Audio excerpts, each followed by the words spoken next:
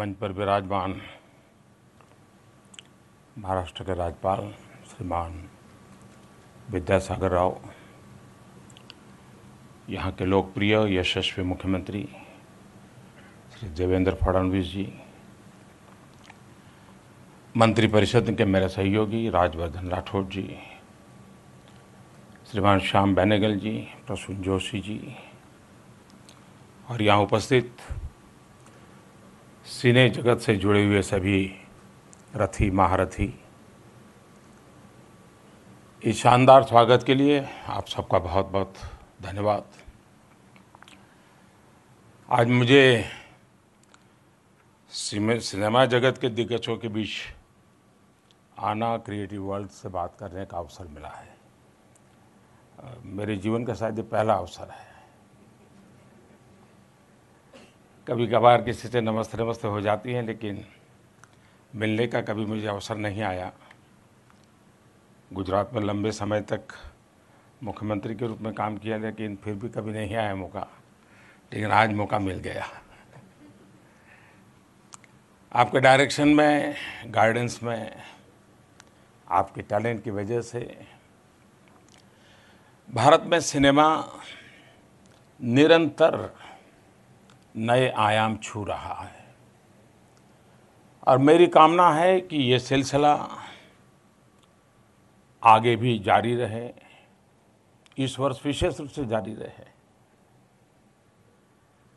आप सभी को national museum of Indian cinema के लिए भी मैं बहुत बहुत बधाई देता हूं।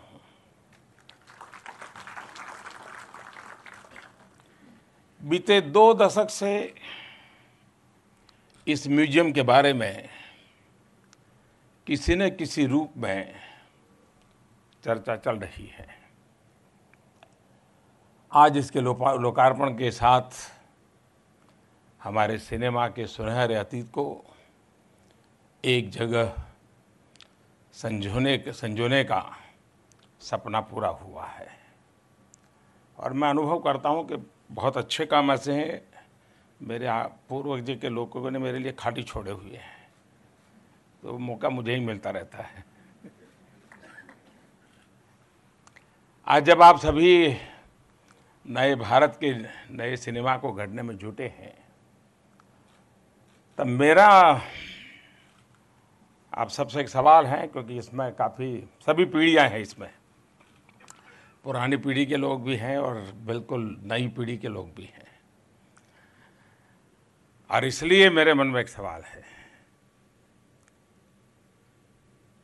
और आप ही के बीच आया हूं तो शायद वो ज़्यादा उसी तरीके से अच्छा रहेगा। हाउ इज द जोश?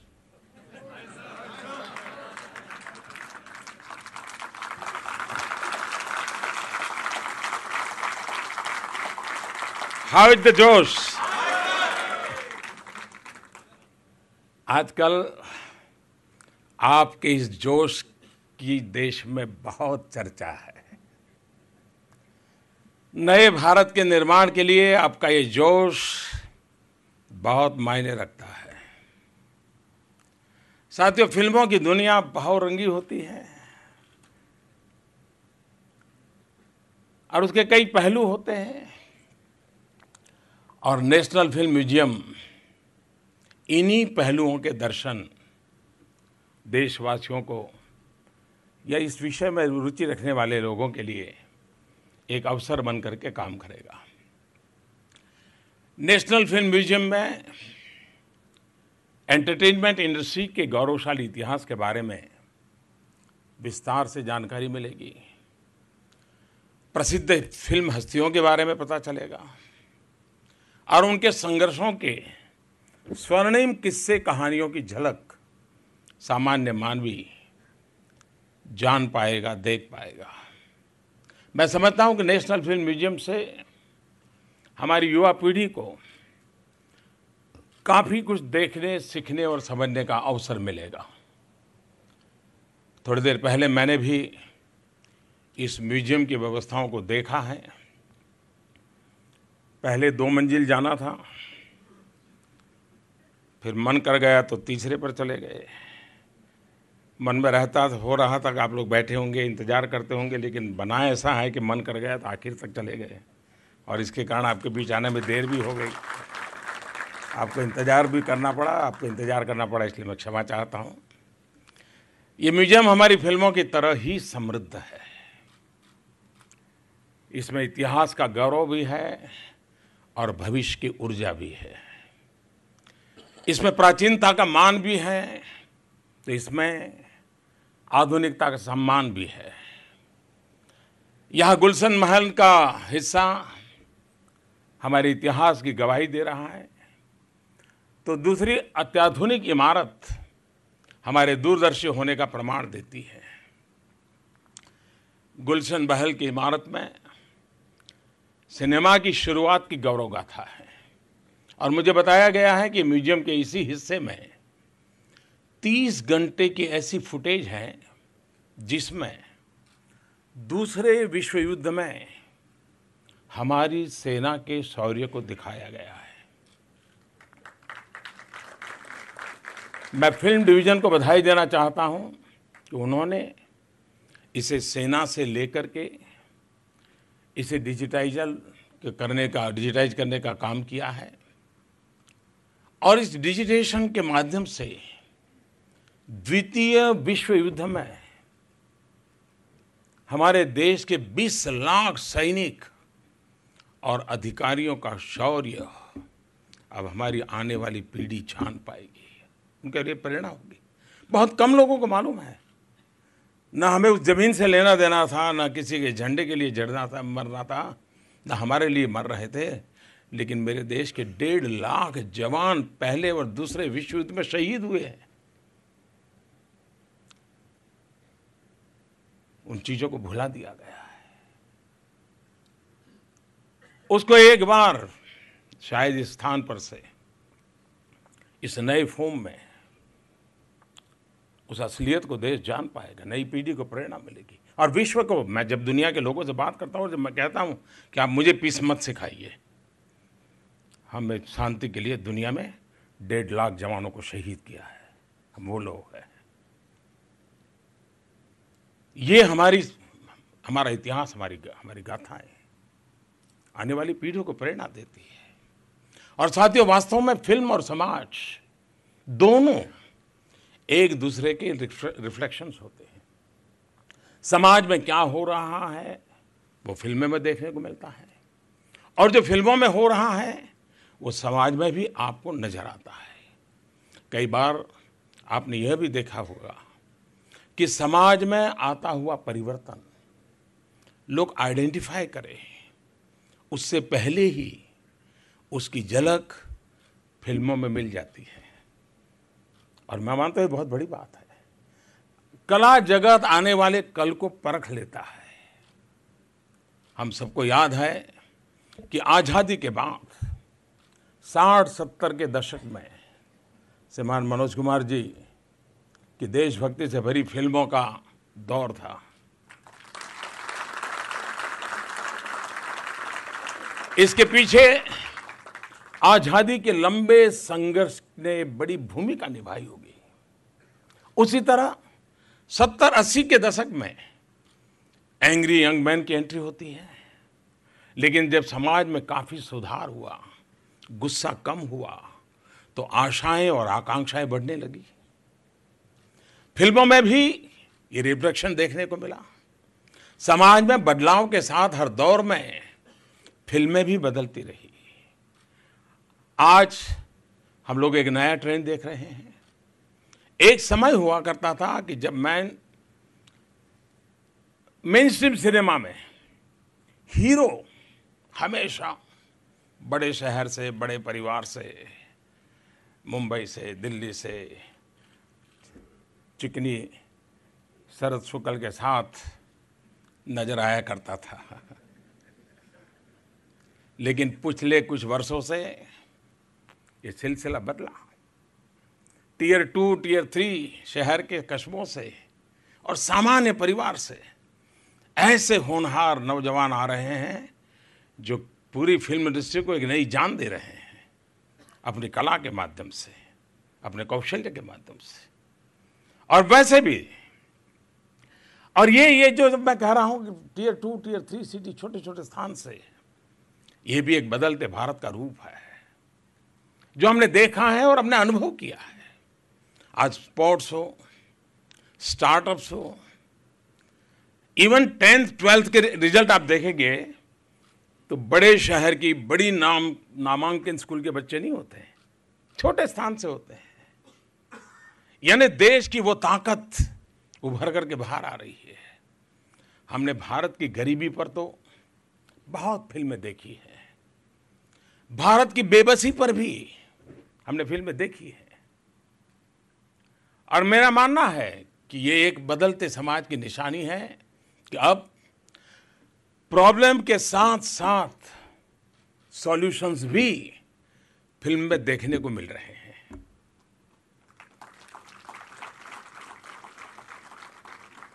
वरना हम स्वभाव से वो लोग हैं जिसने गरीबी को वर्च्यू माना है।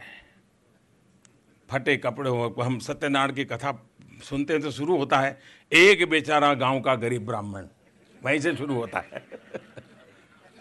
यानी गरीबी को वर्च्यू मानकर ही हमने हमारी साइकी बन गई। लेकिन अब बदलता हिंदुस्तान अलग तरीके से सोचता है, अलग तरीके से देखता है, दिखाता भी है।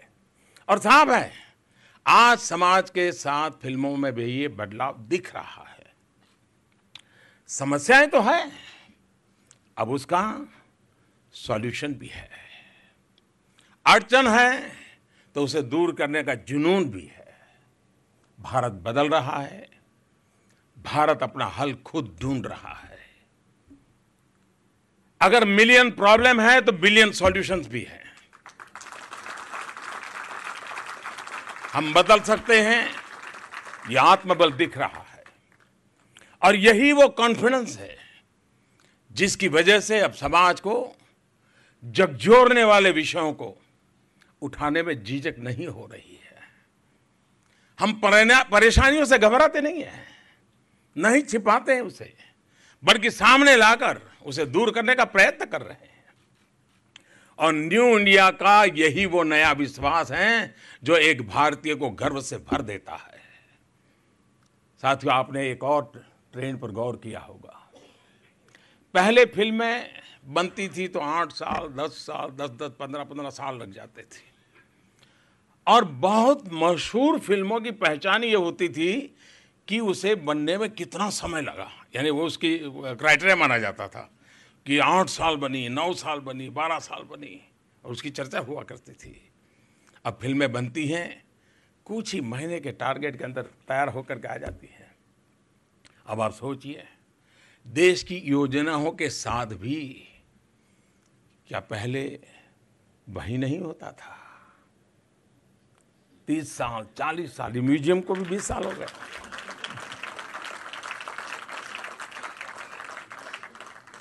और अब कैसे सरकार की योजनाएं एक तय समय में पूरी करने की कोशिश हो रही है, और ये आप सब देख रहे हैं।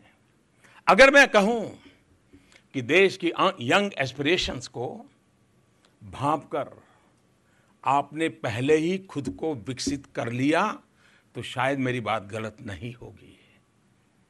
आप 1-2 कदम आगे हैं। आपकी यही शक्ति नेशन बिल्डिंग में बहुत बड़ा योगदान करती है। साथियों, हमारी एंटरटेनमेंट इंडस्ट्री के कंटेंट में मानवीय भावनाओं, संवेदनाओं, एक्शन, रिएक्शन, कॉमेडी, ट्रेजेडी का वो हर पहलू दिखता है जो दुनिया को कनेक्ट करता है। आखिर देश कोई भी हो, मानवीय भावनाएं तो वही होती हैं, और इंडियन एंटरटेनमेंट इंडस्ट्री ने इस मर्म को महसूस किया है। मैं एक बार विदेश जा रहा था, हवाई जहाज में एक हमारे साथी यात्री एक बैठे थे। बड़े अजब सा सवाल मुझे उन्होंने पूछा। बोले, मैं भारत आता रहता हूँ, मैं भारत की फिल्में भी देखता हूँ। बोले, आपके यहाँ ये कलाकार पैर को लिपट करके रोते क्यों है? मंदिर में जाकर के रोते क्यों है, चिल्लाते क्यों है? यानी उसके लिए ये अजूबा था कि हिंदुस्तान में ये कौन सी परंपरा है कि आदमी तुरंत रिलैक्स हो जाता है। उनके लिए अजूबा था, लेकिन हमारी फिल्मों ने उस महारत के द्वारा सामान्य मानवी की भावनाओं को बड़ी सहजता से प्रवाहित किया है। और मैं मानता हूँ ये छोटी चीज़ नहीं है, लेकिन वो तब होता है जब कला, कलाकार और साहित्यकार जमीन से जुड़े होते हैं, तब वहीं से ये बीज अंकुरित होता है, तब वो होता है। बात चाहे फन पैदा करने की हो या फैन बनाने की, हम यहाँ भी अपना असर डालते हैं। मैं फिल्म जगत के कोई इस उपलब्धि के लिए मैं सचमुच में हृदय से बहुत बहुत शुभकामनाएं देता हूँ। और मैं देख रहा हूँ आज हमारा युवान अगर बैटमैन का फैन है तो साथ में बाहुबली का भी फैन है। हमारे किरदारों की भी अब ग्लोबल अपील है। साथियों, भारत के सॉफ्ट पावर की शक्ति, मैं समझता हूं कि उसमें हमारी फिल्मों की बहुत बड़ी भूमिका है। ये फिल्में ही हैं जो पूरे विश्व में भारतीयता का प्रतिनिधित्व करती हैं। भारतीय फिल्में भारतीयता का आईना रही है। दुनिया को भी वह अपनी ओर आकर्षित करती रही है। हमारी फिल्में बॉक्स ऑफिस पर तो धूम मचाती रहती हैं, साथ ही पूरे विश्व में भारत की साख बढ़ाने, भारत का ब्रांड बनाने में भी बहुत बड़ा रोल प्ले करती है। हम सब जानते हैं कि राज कपूर साहब की फिल्मों को लेकर देश ही नहीं विदेशों में भी गजब की दीवानगी होती है। और मैं ये प्रत्यक्ष अनुभव करता हूं जब मैं जाता हूं, लोगों से मिलता हूं। मैंने कुछ देश के राष्ट्रपति देखे हैं जो पूरे हिंदी फिल्म की गाने बढ़िया ढंग से गाते हैं जी। मैं अभी इजराइल गया था, तो रात को इजराइल के प्रधानमंत्री जी के घर में खाना खाने गया था। हम दो ही लोग थे, ऐसे ही मेरा जरा दोस्ताना ज़्यादा रहता है, बड़ा तामझाम वाला कम रहता है। तो ऐसे ही बातें चल पड़ी। अब हम इतना ट्रैवलिंग करके गए थे, लेकिन रात 2-2:30 बजे तक हम बैठे, गप्पे चलते रहे हमारे, काफ़ी बातें सुन। तो उन्होंने मुझे इच्चक दाना पूरा गीत सुनाया जी।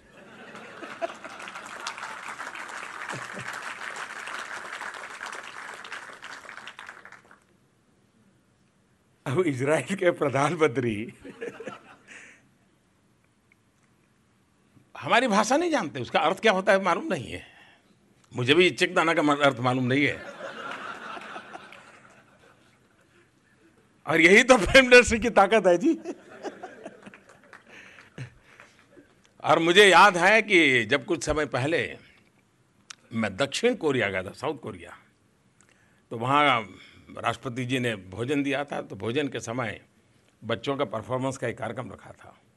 तो स्कूल के बच्चे हाथी मेरे साथी उसका गाना गाया और एक्शन के साथ गाया। तो बाद में मैंने बच्चों को मिला, मैंने कहा ये आपको मालूम है क्या गा रहे थे आप? कुछ बच्चे बता पाए हाथी का मतलब क्या होता है, बाकी मालूम नहीं था। तो मैंने कहा इतना बढ़िया आपने किया, इतने कम समय में कैसे मेहनत करके किया। देखिए प्रभाव है हमारी इंडस्ट्री का। फिर मेरा भी मन कर गया, तो मैंने आकर के उस गीत को कोरियन लैंग्वेज में डबिंग करवाया और मैंने उसको वापस भेजा उस स्कूल के बच्चों को। देखिए ये ताकत है आपकी। और इसी तरह फिल्मों के साथ साथ इन दिनों हमारी टीवी सीरियल्स ने भी अपनी एक विशेष पहचान बनाई है। सांस भी कभी बहुत ही हमको लगता होगा कि हिंदुस्तान में चलती होगी, ऐसा नहीं जी। मैं दुनिया के जिन देशों में गया हूँ और ख़ास करके मैंने अफगानिस्तान में देखा, शायद ही कोई परिवार ऐसा होगा कि जो इस सीरियल को नहीं देखता हो। यानी हमारे आसपास के देश के लोगों को भारत के सामान्य जीवन को देखने की एक रुचि नजर आती है और उसकी चर्चा करते, खुल करके करते हैं। मैं एक बार वियतनाम के प्रधानमंत्री से के साथ बैठा था, तो ऐसे ही मैंने कहा था सबको परिवार के साथ बुलाया, आप अकेले क्यों आए? अब वो पूरी तरह कम्युनिस्ट हैं, देश कम्युनिस्ट, नेता भी कम्युनिस्ट, और कम्युनिस्टों को तो जानते हो, यहाँ कुछ लोग होंगे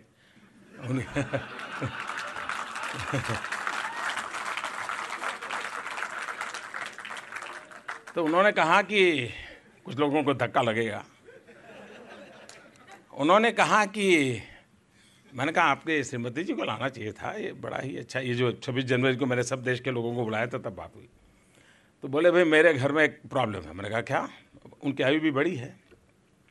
बोले मेरी पत्नी रामायण सीरियल हमारी लैंग्वेज में डबिंग हुई है, तो वो घंटों तक रामायण सीरियल देखती रहती है, छोड़ने को तैयार नहीं होती।